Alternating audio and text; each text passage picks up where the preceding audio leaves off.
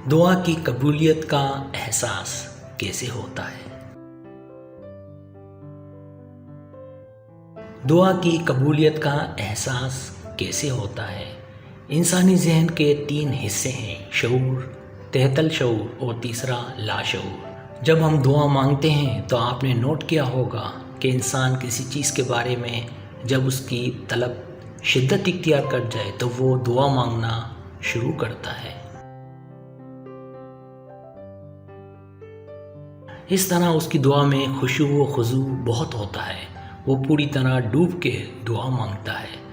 لیکن وہی دعا اور وہی خواہش جو اتنی شدت اختیار کیے ہوئے ہے، جب دعا مانگتے اسے 4-5 دن ہو جاتے ہیں تو پھر اس کی دعا میں وہ خشوع و خضوع رہتا نہیں ہے۔ وہ آہستہ آہستہ گریجولی میکینیکل ایکشن کی شکل اختیار کر جاتا ہے کہ زبان دعا مانگتی ہے، بس ذہن کہیں اور ہوتا ہے، دل کہیں اور۔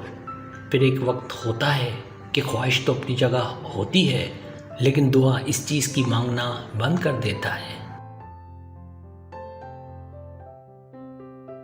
وہ دعا انسان بھولتا نہیں کیونکہ خواہش زندہ ہے۔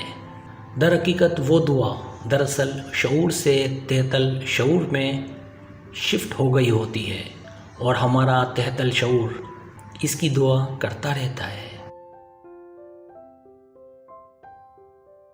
تو ایک آدمی دعا کرتا ہوا چھوڑ چکا اس دعا کو کہ میرا تو کام ہی نہیں ہوتا۔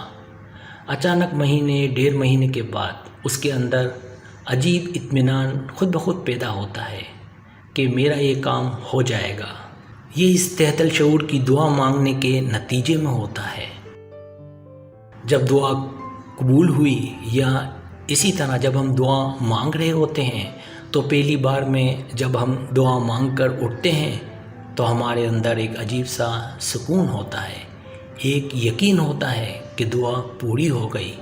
تو یہ ایک انڈیکیشن ہے کہ دعا پوری ہو گئی۔